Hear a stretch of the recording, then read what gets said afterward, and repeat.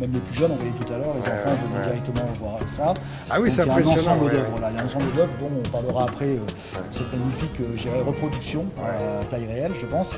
Explique-moi un petit peu l'œuvre de Jackson. Alors, je ne vais pas m'attarder sur l'œuvre musicale, je ne suis pas suffisamment spécialiste et connaisseur en tant que la musique, mais je vais m'arrêter sur l'image publique qu'il pouvait donner et sur le côté artistique, pictural qu'il entretenait, notamment pour ses pochettes de disques, tout en sachant que Michael était un dessinateur. Il était aussi dessinateur. Il était dessinateur et justement, dans le thriller, il y a des pochettes intérieures où il y a des dessins de Michael. Par manque de place, j'ai pas pu les présenter. Mais voilà, d'ailleurs, il faut que je récupère, faut que je rattrape immédiatement cette lacune. Mais voilà, Michael faisait du dessin et c'est Diana Ross qui l'a initié à la peinture. Et donc, on a découvert à chaque fois des compositions dans ces pochettes de disques, et surtout celle-ci de Mark Ryden, qui est un vrai chef-d'œuvre. Actuellement à Londres, dans l'exposition au musée de Londres, ils ont fait toute une pièce, ils ont carrément fait un agrandissement, je sais pas, à 5-6 mètres, pareil, 5-6. De la pochette de Dangerous. Ouais, voilà, de la pochette de Dangerous. Voilà, donc là, on a tout un tas de messages et tout un tas de symboles, et bien sûr une connotation très surréaliste qui nous fait rappeler quelque part Salvador Dali, et y compris dans la représentation et dans la présentation. Voilà, pour Michael, c'est pareil, il aurait fallu mettre des centaines de pièces, on est très limité par la place.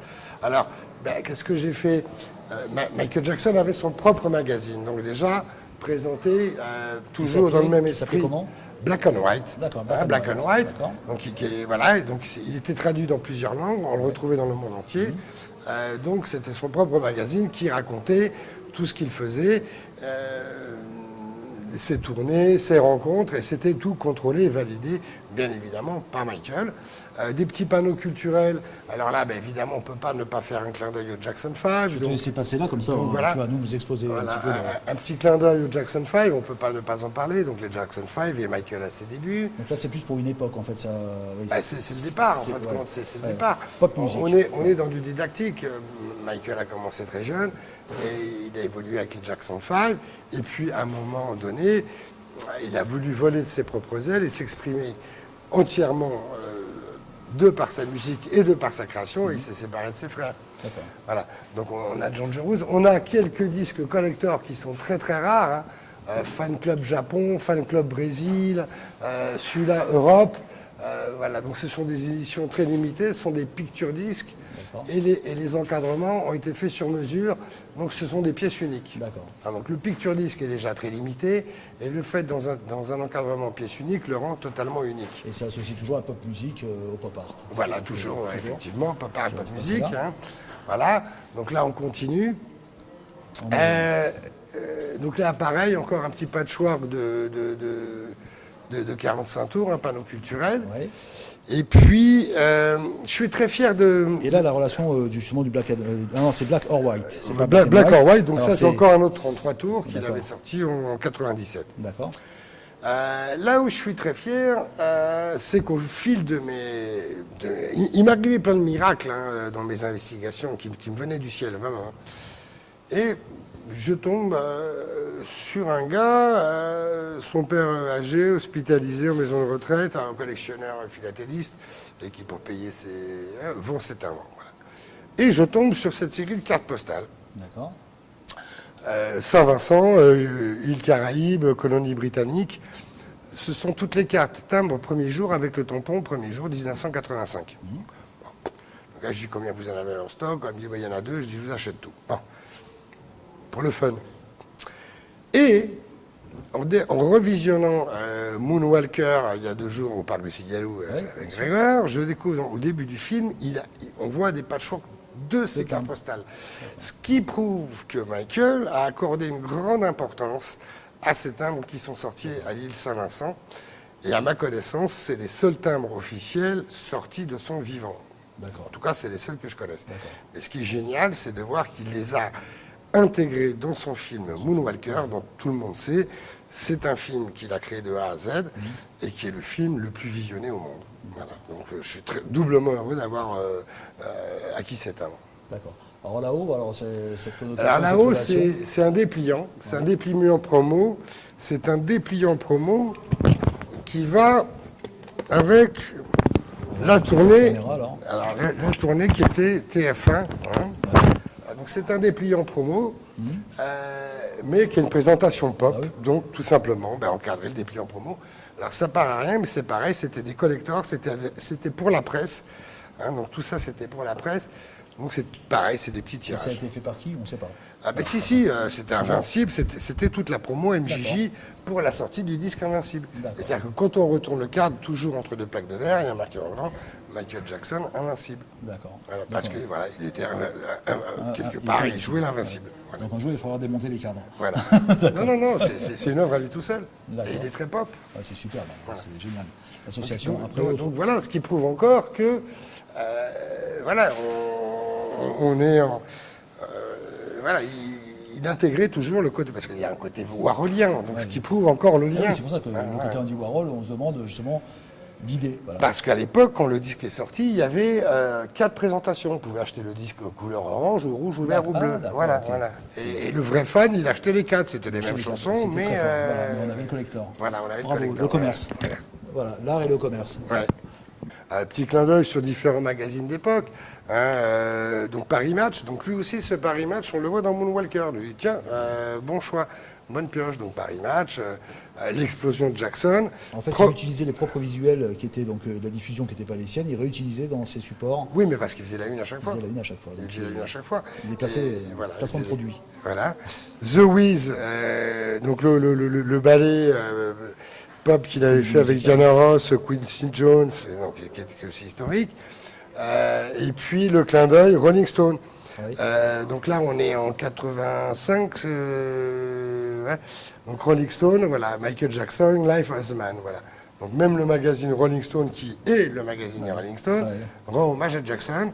Et ils ont fait aussi un deuxième, un spécial Jackson, quand Jackson nous a quittés en 2009. Rolling Stone. Alors par contre, justement, là, on revient sur cette image-là, qui est une image forte, qu'on avait vue tout à l'heure là-bas, donc sur la création sur Rock Magazine. Et là, on revient sur Rolling Stone, qui réutilise aussi l'image. Voilà. Pourtant, En 1990, hein, donc pas mal d'années plus tard, donc, les Rolling Stones qui font un spécial 60s. Et pour faire un spécial 60s, l'image symbolique, c'est John Lennon Parado. donc le tour du monde. Voilà. Le tour du monde des années, des époques. Et on est aujourd'hui donc en 2018 et on est à fond dans le pop art. Voilà. Et en fin de compte, on se rend compte, parce que les Rolling Stones sont toujours très actifs, on se rend compte que c'est une image culte, encore plus culte que le culte qu'on imaginait. D'accord. Et c'est ce que va démontrer le musée Art et Histoire à Bormes-les-Mimosas. Voilà, puisqu'on est dans l'art et dans l'histoire. Exactement. On est sur une pièce maîtresse parce qu'en fait c'est je dirais, tout ce qui est à grandeur réelle et en fait on se croit un petit peu au musée Grévin, c'est vrai. Donc, mais ça fait plaisir de voir une pièce comme ça. Est-ce que tu peux me raconter l'histoire de cette pièce, son voyage, son parcours et puis pourquoi justement elle est dans l'entrée principale du musée à Bormes-les-Mimosas? Alors, en fin de compte, toute l'exposition repose sur cette sculpture. Quand la mairie m'a contacté l'année dernière, qu'a souhaité un événement, je savais que cette sculpture était disponible et qu'on pouvait la présenter en avant-première au musée de Bormes-les-Mimosas. Et toute l'exposition a été construite à partir de cette sculpture. À vrai dire, il n'y aurait pas eu cette sculpture, j'aurais pas fait l'expo. Ah d'accord, c'est la base. C'est la base totale. C'était le C'est la base sujet, totale. d'accord. C'est la base L'axe. totale parce qu'après Dali, c'est très difficile de faire une exposition grand public. Alors à part mettre Picasso éventuellement, voilà. Mais Michael Jackson, voilà, le destin a fait que. Alors l'histoire de cette sculpture, quand Michael nous a quittés en 2009, l'artiste Jean-Baptiste Séclair, qui se produit tous les soirs au Festival d'Avignon en ce moment, où il joue une pièce sur Rodin, et il joue Rodin avec une sculpture de Rodin qu'il a sculptée, c'était une façon de rendre hommage à Michael. Alors en fin de compte, le commanditaire, parce que l'artiste c'est une chose, et le commanditaire c'en est une autre, c'est Adrien Saada, qui était là pour l'inauguration, qui voulait rendre ce vivant hommage. Alors d'un côté, il y a eu la partie sculpture de l'artiste, donc en plâtre, Oui. et puis après, il fallait la transformer en œuvre en silicone. Et ça n'avait jamais été fait dans l'histoire de l'art, c'est-à-dire intégrer la silicone dans l'art. D'accord. et rendre ce côté hyper réaliste et hyper vivant. Donc on a vu beaucoup de sculptures en résine, voire du latex, mais pas de la silicone. La silicone, Donc en fait, ça donne cet aspect justement cet vivant, aspect-là, voilà, un cet petit peu. aspect-là vivant. D'accord. Les yeux de verre ont été fabriqués spécialement pour la circonstance en se basant sur le regard de Michael Jackson. Les cheveux ont été plantés un à un. C'est une plantation capillaire. Si vous zoomez, vous verrez les pores de la peau, etc. Donc voilà, je veux dire, c'est... Voilà, C'est quelque chose qui n'a pas été connu par l'artiste. Et non, pas été puisque connu, ça a été fait à sa mort. Ouais, donc la sculpture, c'est un hommage. c'était un clin d'œil à This Is It, s'appelle This Is Him.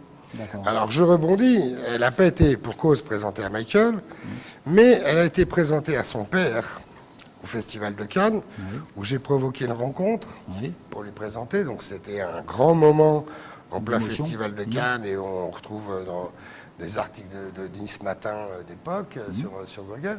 Donc elle a été présentée officiellement à son père, à son agent, qui était présent, et bien évidemment, et on a aussi approuvé, donc c'était plus qu'approuvé. La réaction de Joe Jackson, imaginez en plein Festival de Cannes, c'était une soirée privée, on était 300 personnes, 1h du matin, il se retrouve d'un seul coup nez à nez face à la sculpture. Donc imagine le brouhaha de 300 personnes, et d'un seul coup, il s'arrête, immobile, parce que personne ne savait quelle réaction il allait avoir. Il s'arrête immobile, et d'un seul coup, tout le brouhaha de 300 personnes s'arrête. Et un silence interminable, parce qu'on attendait tous une réaction jusqu'au bout de 2-3 minutes.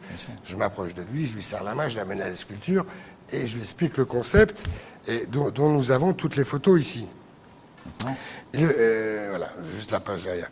Et la deuxième présentation officielle, c'était Jermaine Jackson. Jermaine Jackson, 2011, fait un concert au Zénith à Paris. Et on lui présente la sculpture en coulisses. Et là, pareil, engouement, très content. Et il prend l'initiative, donc là, c'était la surprise en apothéose. Il fait mettre la sculpture sur scène à la fin de son spectacle et rend un hommage à Michael Jackson en live devant des milliers de personnes. Quand on sait la relation qu'avait Jermaine Jackson avec Michael... c'est un vrai hommage, quoi. C'était beau. C'était beau, voilà. Donc oui, donc elle est plus qu'approuvée, elle est connue par tout le clan et la famille Jackson, et plus encore. D'accord. Et c'est une pièce qui appartient à un collectionneur ou à un musée?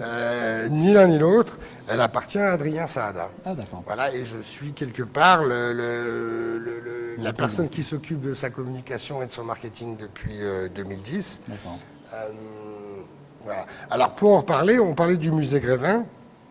Il faut savoir que quand Jean-Baptiste Éclair a fait cette sculpture, le musée Grévin a contacté l'artiste, parce que le musée Grévin, ils ont des artisans qui travaillent la cire. Voilà. On voit la sculpture de Michael au musée Grévin, elle n'a pas cette finition-là, elle est moins hyper réaliste, et quand on sait le succès et l'inauguration officielle de Michael au musée Grévin, Michael aurait été plus que content de voir celle-ci. Bien sûr. Alors, voilà, Jean-Baptiste Éclair est aujourd'hui constamment sollicité par le musée Grévin depuis la création de cette sculpture, et c'est lui qui vient de faire la dernière sculpture de Lady Gaga, par exemple, pour le musée Grévin. Voilà, mais il en a fait d'autres. Comme quoi, donc d'une première, on vient maintenant sur un élan général. D'accord. Donc parfait. Donc ça reste, cette pièce-là reste jusqu'à la fin de l'exposition. Voilà, cette pièce-là reste jusqu'au 3 octobre, et puis j'ignore totalement quel va être son cheminement dans les mois qui vont suivre. En tout cas, aujourd'hui, merci de l'avoir amené jusqu'à Borne, et on a fait un beau voyage. Ouais. Merci beaucoup. Merci à vous.